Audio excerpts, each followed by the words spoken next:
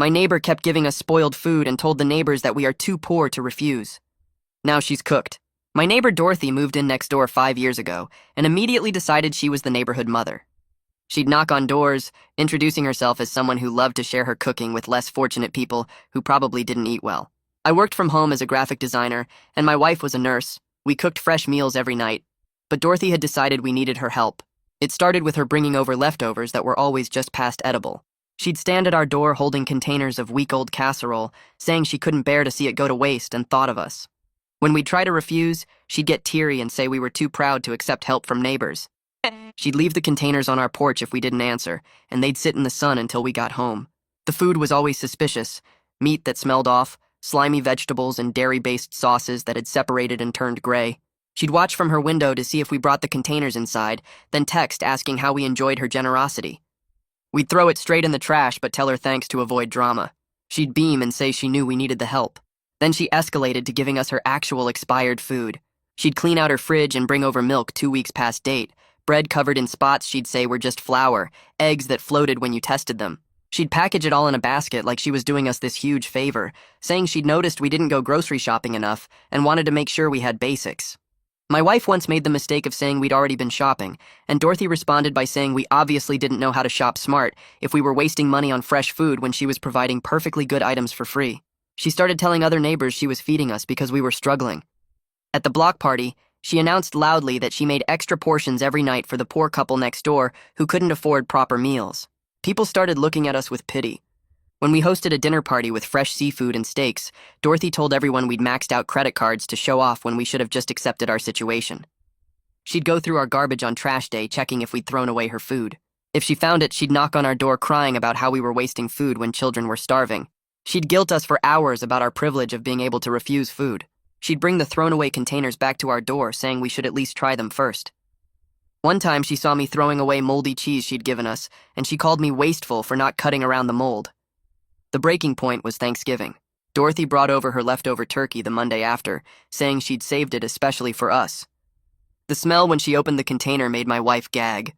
The turkey was green and had visible mold. Dorothy said it was just herbs and we were being dramatic. She forced her way into our kitchen and put it directly in our fridge, saying she'd check tomorrow to make sure we'd eaten it because she didn't raise wasteful neighbors. My wife is a nurse and knew that meat could kill someone. We threw it out immediately, but Dorothy saw us do it.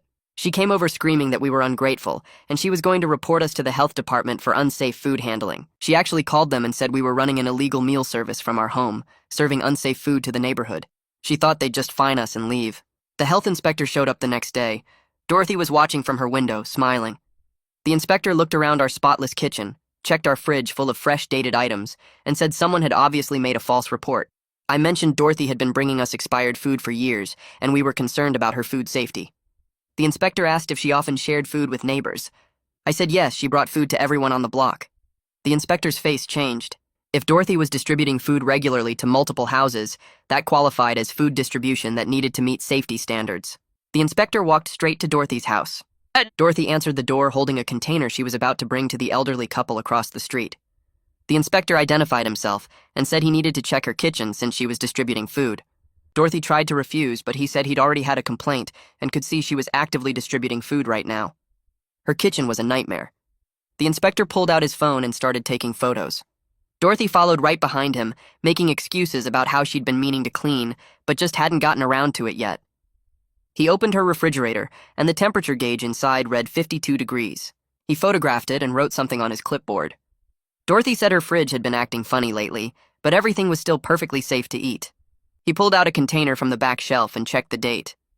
The yogurt had expired 4 months ago. He found another container of what looked like chicken salad that had turned completely gray. Dorothy insisted she'd made that just last week and it was fine. The inspector's face stayed blank, but his jaw got tighter with each thing he found. He moved to her pantry and pulled out canned goods that had rusted through at the seams. He found bags of flour with visible bugs crawling inside. Dorothy said a little protein never hurt anyone, and those bugs were harmless. The inspector photographed everything without saying much. He checked her counters and found cutting boards with deep grooves stained dark from years of cutting raw meat without proper cleaning. He opened her cabinets under the sink and found containers she'd been washing and reusing that had cracks and couldn't be properly sanitized. Dorothy kept talking faster and faster about how she'd always been so careful, and this was all just a misunderstanding. The inspector moved through her kitchen, opening every drawer and cabinet. He found containers of food she'd clearly been saving to give to neighbors. Most of it was expired or showed signs of spoilage. He photographed a casserole dish that had visible mold growing on top that Dorothy insisted was just seasoning that had separated. He checked her freezer and found meat that had been frozen and thawed and refrozen multiple times with ice crystals coating everything. The temperature in the freezer was too warm to keep things properly frozen. Dorothy said she liked to keep it a little warmer so things weren't too hard to cut. The inspector spent almost an hour going through everything, while Dorothy followed him around explaining and justifying each violation he found. He finally closed his notebook and told her he'd be issuing a formal report. Dorothy's voice got shaky, and she asked if this was really necessary over a few small things. He said these weren't small things and walked back to our house. An hour later, the inspector knocked on our door. My wife and I both answered, and he asked if he could come in to explain what he'd found. We sat at our kitchen table and he went through his notes. Dorothy's kitchen had failed inspection on multiple critical violations. The refrigerator temperature was in the danger zone where bacteria grows fastest. She had food stored that was months past expiration. She had cross-contamination issues with raw meat and ready-to-eat foods stored together. Her food storage containers weren't food safe. She had pest contamination in her dry goods. He was issuing citations for all of it. She was ordered to stop all food distribution immediately until she could pass a follow-up inspection. He'd be filing a report with the county, and someone would contact her about the next steps. My wife asked if Dorothy understood how serious this was. The inspector said she seemed to think he was being unreasonable, but the violations were clear. I felt this weird mix of relief that someone official finally saw what we'd been dealing with, and guilt that we'd gotten Dorothy in serious trouble. My wife squeezed my hand under the table. The inspector said we'd done the right thing reporting our concerns because Dorothy's food could have made someone very sick. He thanked us for our time and left. My wife and I sat there for a while, not saying anything. Through the window, we could see Dorothy pacing in her kitchen, talking on her phone. I wondered who she was calling and what she was saying about us. 2 days later, the whole neighborhood knew about Dorothy's kitchen violations and the distribution ban. Jack stopped by while I was getting the mail. He's the elderly guy who lives across the street, and Dorothy had been bringing him food at least twice a week for years. He said he was relieved to hear about the inspection because he'd been throwing away Dorothy's food for years, but felt too guilty to say anything. His wife Caroline came out and joined us on the sidewalk. She admitted she'd gotten food poisoning from Dorothy's potato salad at a block party 2 summers ago, but never connected it until now. She'd been sick for 3 days, but didn't want to hurt Dorothy's feelings by saying anything. Jack said he'd seen Dorothy going through our garbage and wondered what that was about. I explained the whole situation with her, insisting we were struggling and needed her help. Caroline shook her head and said Dorothy had told them the same thing about being worried we couldn't afford to eat properly. Other neighbors started coming over when they saw us talking. Everyone had stories about Dorothy's food. The young couple 2 doors down said they'd been secretly composting all her deliveries. The family with 3 kids said their children refused to eat anything Dorothy brought because it always smelled weird. Person after person admitted they'd been throwing away her food, but felt trapped by her aggressive generosity. Nobody wanted to be the bad guy who rejected help from someone who seemed so caring. Caroline said she'd tried once to politely decline, and Dorothy had cried on her porch for an hour about how lonely she was and how helping people were all she had. After that, Caroline just accepted everything and threw it away later. The next morning, I found a long handwritten note taped to our front door. It was from Dorothy and filled 3 pages front and back. She wrote that we'd ruined her reputation and destroyed her ability to help people who needed her charity. She insisted her kitchen was perfectly fine, and the inspector was biased because we'd poisoned him against her before he even arrived. The note went back and forth between angry accusations and guilt trips. One paragraph called us ungrateful and selfish. The next paragraph talked about how she'd only ever tried to help us, and we'd repaid her kindness with betrayal. She wrote that she'd been feeding half the neighborhood for years and never had a single complaint until we decided to cause problems. She said the inspector had been unreasonable and found violations that didn't exist just to justify our false report. She wrote that we'd hurt someone who only tried to help us, and we'd have to live with that. The note ended with her saying she'd never forgive us for what we'd done to her. I showed it to my wife when she got home from her shift at the hospital. She read it and said Dorothy still didn't understand that her food was actually dangerous. My wife deals with food poisoning cases at the hospital and knows how bad it can get, especially for elderly people or anyone with a weak immune system. We kept the note in case we needed it later. 3 weeks later, our neighborhood had its regular block party. The atmosphere was completely different from previous years. People were actually talking openly about their experiences with Dorothy's food. Multiple families admitted they'd been secretly disposing of her deliveries for years. Everyone shared stories about feeling trapped by her aggressive generosity. The elderly couple who lived next door to Dorothy revealed she'd cried on their porch for an hour when they'd suggested they didn't need her help anymore. They'd felt so bad they'd accepted her food for another 2 years just to avoid upsetting her. Someone brought up the time Dorothy had announced at a block party that she was feeding us because we couldn't afford proper meals. Several people admitted they'd believed her and felt sorry for us. One neighbor said she'd almost started a collection to help us out financially. My wife and I explained that we both had good jobs and had never needed or wanted Dorothy's help. People seemed embarrassed they'd believed Dorothy's version without asking us directly. The conversation shifted to how Dorothy was doing now. Nobody had seen her much since the inspection. She'd stopped coming to her front porch and didn't wave at people anymore. A few neighbors felt bad about the whole situation, but most agreed the distribution ban was necessary for everyone's safety. 2 days after the block party, Jack called me in a panic. Dorothy had just brought him a casserole, claiming the ban didn't apply to helping elderly neighbors who might not eat otherwise. The casserole smelled off, and he was genuinely worried about Dorothy's inability to recognize unsafe food. He'd called the health department immediately, and they said an inspector would come out the next day. Jack felt bad reporting her, but said he couldn't let her keep distributing food that might make someone sick. The next afternoon, the same inspector who'd checked Dorothy's kitchen the first time showed up at her house. I watched from my window as Dorothy answered the door. The inspector went inside and stayed for about 45 minutes. When he came out, his expression was grim. He stopped by our house on his way to his car and said Dorothy's kitchen was unchanged from the first inspection. She hadn't fixed any of the violations or thrown away any of the expired food. She'd just kept everything exactly as it was and waited for the ban to be lifted. He was filing an additional violation report for distributing food while under a distribution ban. A week later, Dorothy's sister showed up.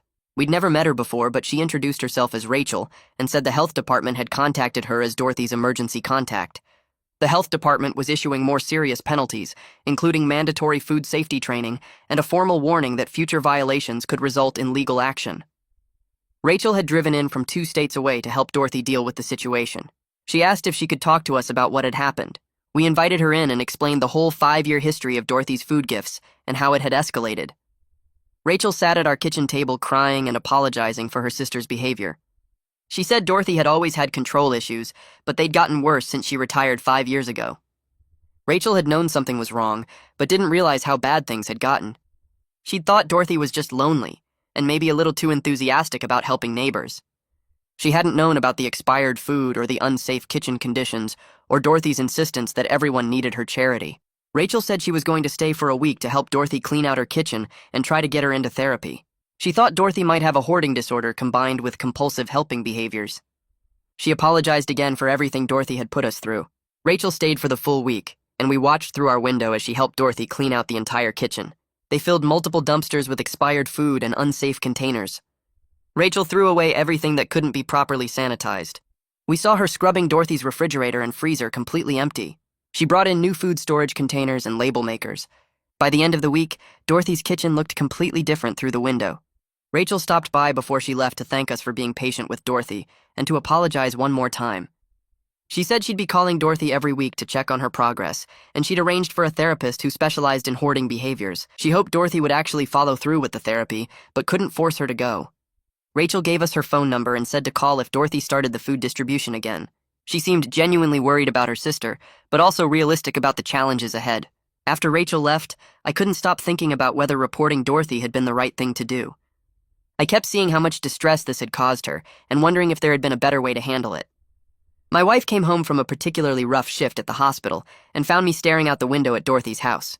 She asked what was wrong, and I told her I felt guilty about the whole situation. My wife sat down next to me and reminded me that Dorothy's food could have seriously hurt someone. She said she'd treated elderly patients like Jack who'd gotten severe food poisoning and ended up hospitalized for days. People with weak immune systems could die from the kind of bacteria that grows in improperly stored food. She said we hadn't reported Dorothy to be mean or get revenge. We'd reported legitimate food safety concerns to the appropriate authority. What happened after that was because of Dorothy's choices, not ours. We talked for a long time about how sometimes protecting people requires actions that feel unkind in the moment. My wife said if we hadn't spoken up and Jack or Caroline or any other neighbor had gotten seriously sick from Dorothy's food, we'd never forgive ourselves. She was right, but I still felt bad about the whole thing. 2 months after the initial inspection, Dorothy completed the required food safety training and passed a follow-up kitchen inspection. Rachel had been calling weekly like she'd promised, and Dorothy had actually been following the new systems Rachel had set up for tracking food dates and maintaining proper storage. The inspector who came for the follow-up told us Dorothy seemed genuinely committed to following the new protocols. Her kitchen was clean and organized, and all her food was properly dated and stored at safe temperatures. She'd thrown away everything expired and bought all new storage containers. She'd even put thermometers in her fridge and freezer to monitor the temperatures. The inspector said she'd passed the inspection and the distribution ban was lifted, but she'd been warned that any future violations would result in immediate legal action. Dorothy still watched our house from her window, but she hadn't approached us with food or tried to contact us at all. The next week, Dorothy left a folded piece of paper in our mailbox. I pulled it out and saw careful handwriting on lined notebook paper. The note said her behavior had crossed boundaries, and she understood why we'd reported our concerns to the health department. Every sentence felt stiff and formal, like someone had helped her write it. She said she wanted to work toward being cordial neighbors again eventually. The tone was different from her usual emotional manipulation. It felt like an actual apology instead of another guilt trip. My wife read it when she got home from her shift. We sat at the kitchen table discussing what kind of relationship we could handle with Dorothy going forward. My wife said she didn't want Dorothy back in our house ever. I agreed completely. We decided we could manage polite neighbor interactions, but nothing more than that. No food gifts under any circumstances. No long conversations on the porch, just friendly waves and brief small talk about weather or local news. I wrote a response note thanking Dorothy for her apology. I suggested we start with friendly waves and short conversations to rebuild some basic trust. I put the note in her mailbox the next morning.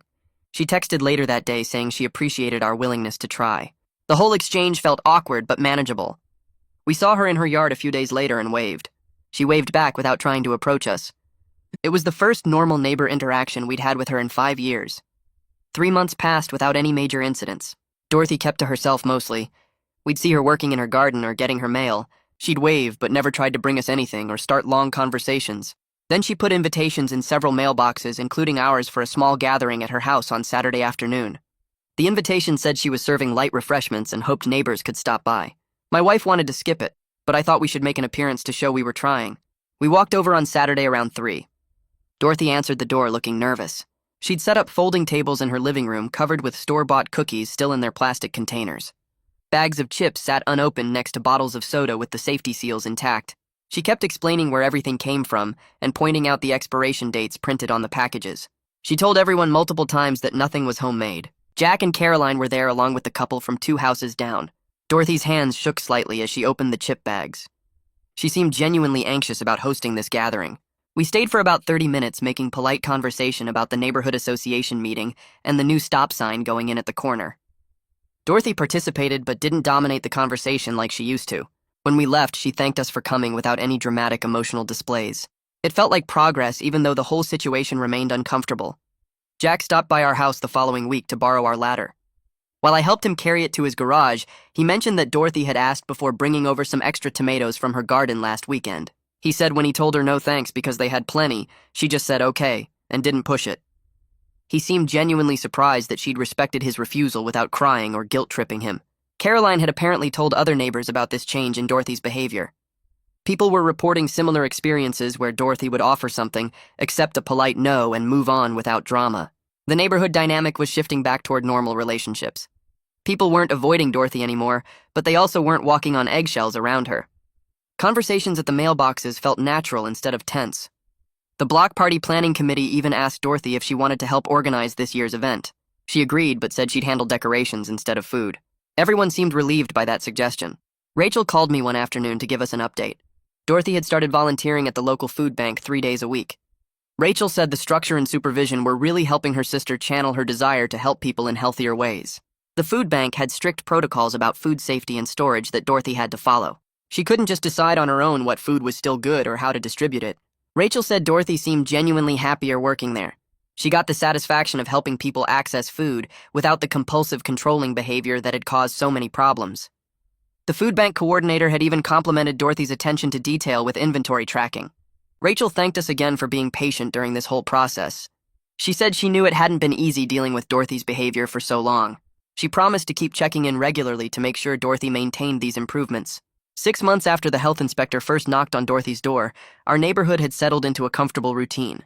Dorothy and I would wave when we saw each other getting mail or working in our yards. Sometimes we'd have brief conversations about whether it might rain or how the local high school football team was doing. She never brought up the past or tried to force a closer friendship. We never invited her over or accepted any invitations to her house beyond that one gathering. The relationship felt sustainable because both sides understood the boundaries. My wife no longer tensed up when she saw Dorothy outside. The constant low-level stress of dealing with Dorothy's intrusive behavior had finally lifted. Other neighbors reported similar feelings of relief. The whole street felt more relaxed. People weren't avoiding their front yards or timing their trips to the mailbox anymore. We could just be normal neighbors who lived near each other without all the drama and manipulation. My wife and I talked one evening about what we'd learned from the whole situation. She said she used to think being kind meant accepting whatever behavior people directed at you. This experience taught her that real kindness sometimes means setting firm boundaries to protect yourself and others. I admitted I'd felt guilty for a long time about reporting Dorothy. My wife reminded me that Dorothy's kitchen could have seriously hurt someone. Jack was in his 70s with health issues. Caroline had diabetes. The elderly couple next door both took medications that weakened their immune systems. Any of them could have ended up hospitalized or worse from food poisoning. We didn't report Dorothy to be mean or get revenge. We reported legitimate safety concerns to the appropriate authority. What happened after that was because of Dorothy's choices and actions, not ours. The experience made us both more confident about setting boundaries in other relationships. My wife had recently told her mother that surprise visits weren't okay anymore. I'd finally confronted a client who kept demanding free revisions outside our contract. Standing up to Dorothy somehow made it easier to stand up in other situations where people were crossing lines. Rachel visited Dorothy every month to check on her progress. She'd call us occasionally to let us know how things were going. Dorothy was still attending therapy sessions focused on her control issues and compulsive helping behaviors. The therapist had diagnosed her with some hoarding tendencies mixed with anxiety about not being needed or valued. The food distribution had given Dorothy a sense of purpose after she retired, but it had spiraled into something unhealthy. Now she was learning to find purpose through appropriate channels like the food bank volunteering. Rachel said Dorothy would probably always have quirks about wanting to help people. The goal wasn't to eliminate that impulse completely, but to channel it in ways that respected other people's boundaries and followed proper safety guidelines. Dorothy had made real progress, but it was an ongoing process. She still had moments where she wanted to control situations or push help on people who didn't want it. The difference was, she could recognize those impulses now and redirect them instead of acting on them automatically. The neighborhood as a whole seemed different after watching everything unfold with Dorothy. People became more willing to have direct conversations about boundaries instead of just avoiding confrontation. The woman 3 houses down finally told the guy across the street that his dog barking at 6 every morning was a problem. He actually apologized and started bringing the dog inside earlier. Jack told the teenagers next door that their late-night basketball games were too loud. They agreed to wrap up by 9 on weeknights. Multiple neighbors mentioned to us that watching how we handled Dorothy gave them courage to address their own difficult relationships. Caroline said she'd finally told her adult son that he couldn't keep asking her for money. The couple down the street set boundaries with the wife's mother about unsolicited parenting advice. It was like the whole neighborhood realized that being polite didn't mean accepting behavior that made you uncomfortable. People could decline help, refuse gifts, and set limits without being mean or causing permanent damage to relationships. The key was being direct and consistent instead of hinting around or avoiding the issue. A year after everything started, Dorothy knocked on our door holding a small potted plant. She said she'd picked it up at the garden center and thought we might like it for our porch. The plant was clearly new with the price tag still attached to the bottom of the pot. It wasn't food, and it wasn't something from her house. My wife and I looked at each other and agreed this felt like an appropriate neighborly gesture. We accepted the plant and thanked her. I went inside and grabbed a generic gift card we kept for situations like this. We gave it to Dorothy as a return gesture.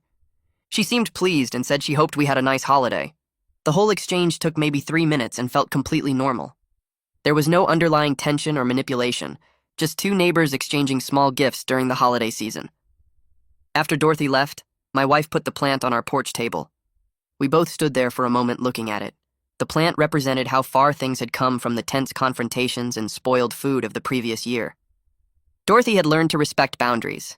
We'd learned to set them clearly. The neighborhood had learned that addressing problems directly usually worked better than avoiding them. Sometimes relationships could survive major conflicts if everyone involved was willing to change their behavior and rebuild trust slowly over time. About 8 months after the plant exchange, my wife came home from work with this huge smile on her face. She dropped her bag by the door and told me the hospital board had approved her promotion to charge nurse.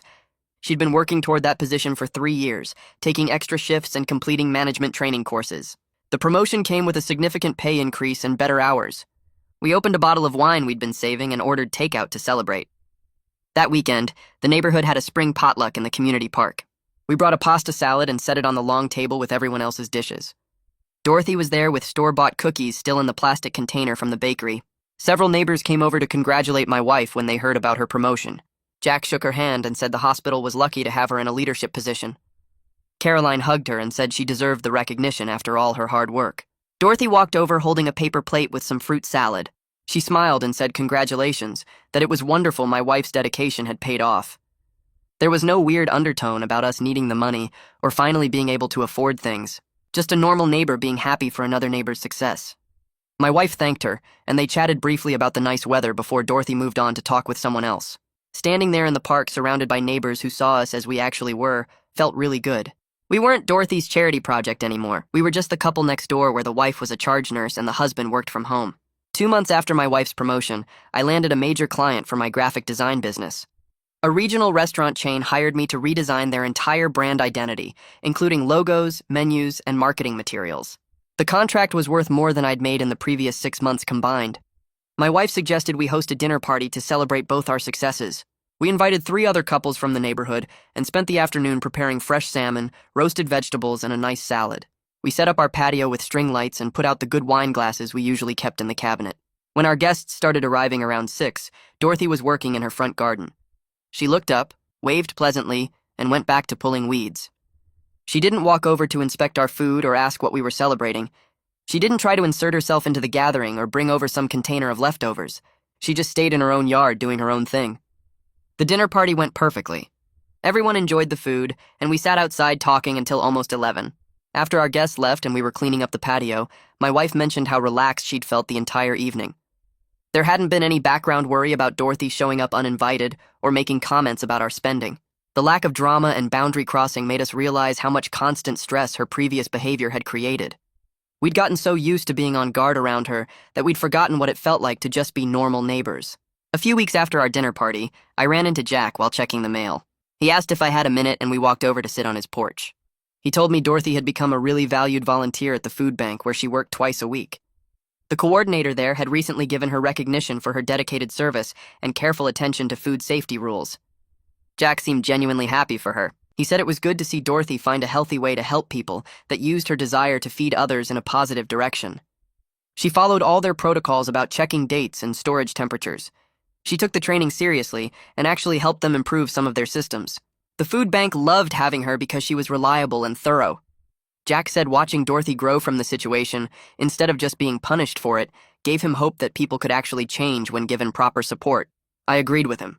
We were glad Dorothy's story hadn't ended with her isolated and ashamed. She'd done the work to understand her problems and found a way to contribute that respected boundaries and safety. It felt like the best possible outcome given how bad things had gotten. 2 years after the health inspector knocked on Dorothy's door, I was sitting on our front porch one Saturday morning with coffee. The neighborhood looked peaceful in the early sunlight. Dorothy was in her garden pulling weeds and checking her tomato plants. She'd started growing vegetables specifically to donate to the food bank, turning her whole side yard into neat raised beds. She looked up, saw me, and waved. I waved back. The interaction lasted maybe 2 seconds and felt completely normal. My wife came out and sat next to me with her own coffee. We watched the neighborhood wake up slowly. Kids rode bikes down the sidewalk. Someone a few houses down was mowing their lawn. Jack and Caroline walked past on their morning walk and stopped to chat for a few minutes about the weather and an upcoming block party. Everything felt functional and appropriate. People maintained good boundaries but were also genuinely friendly. There was mutual respect instead of forced obligations or weird power dynamics. Dorothy had found her place as someone who contributed positively to the community. We had our place as working professionals who were friendly but private. The whole situation had resolved itself in the messy but ultimately positive way real conflicts actually end sometimes. Speaking up had been hard and uncomfortable, but it turned out to be necessary for everyone's well-being. Dorothy got help and accountability that let her grow instead of continuing harmful patterns. We got our boundaries respected and our actual circumstances recognized. Sometimes people can actually change when they have proper support and consequences that push them toward better behavior instead of just punishing them.